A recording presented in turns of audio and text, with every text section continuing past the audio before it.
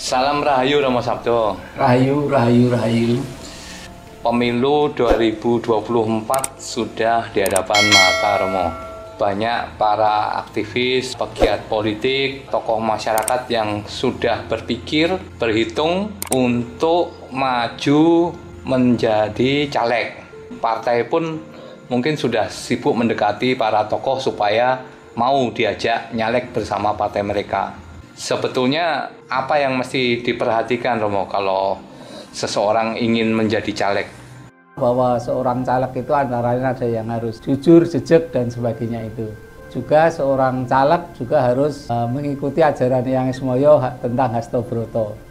Pangeran Purboyo dalam jalannya menuju alam terakhir, dia memberikan nama-nama kampung dari perjalanannya itu sesuai yang harus dijalankan oleh para caleg maupun calon eksekutif. Nama kampung ini adalah ada di sebelah timur kota Yogyakarta. Bahwa kalau di pemerintahan keraton, sultan atau raja itu memerintah adalah di Gedung Jene.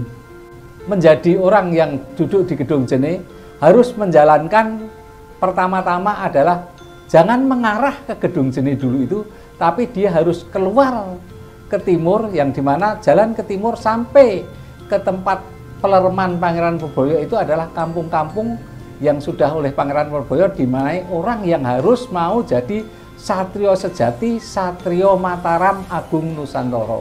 Ada namanya desa yang namanya Tegal Kopen. Ke timur lagi di situ ada namanya desa Wonocatur. Pelermannya Pangeran Purboyo di situ ada namanya, sekarang dinamakan Guwo Seluman. Nah, di situ ada sendang. Berjalan ke timur sedikit, Meguwo. Habis dari Meguwo akan ketemu namanya desa kembali Tegal Kopen. Jalanlah ke timur lagi.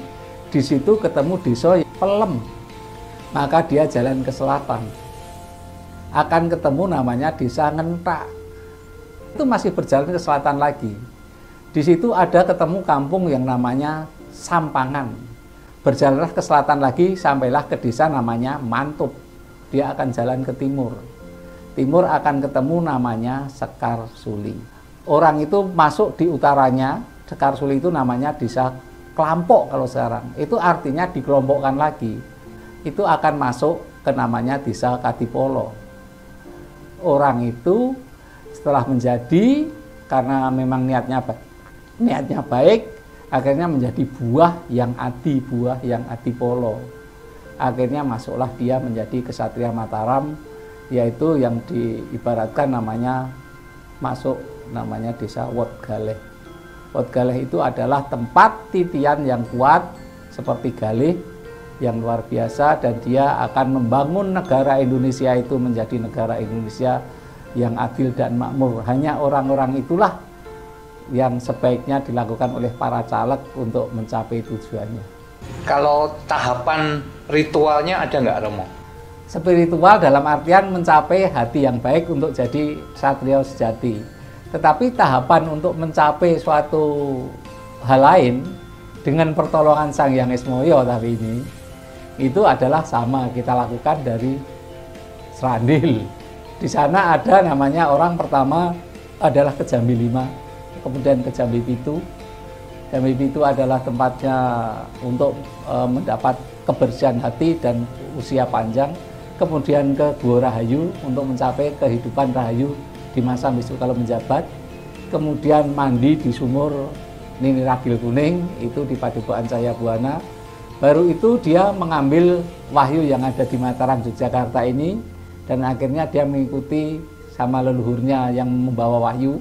Karena yang membawa wahyu di Mataram ini adalah anak-anak Eyang Lawu, anak-anak Brawijaya kelima, itu ada membawa wahyu di sini. Akhirnya dibawa dia naik ke Gunung Lawu.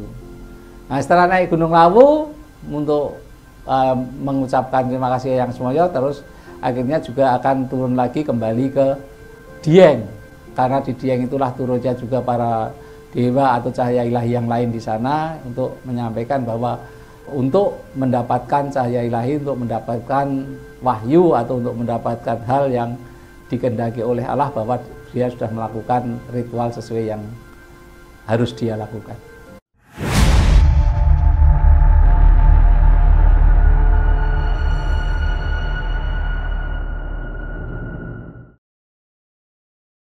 Terima kasih Anda berkenan subscribe untuk membantu mengembangkan channel ini.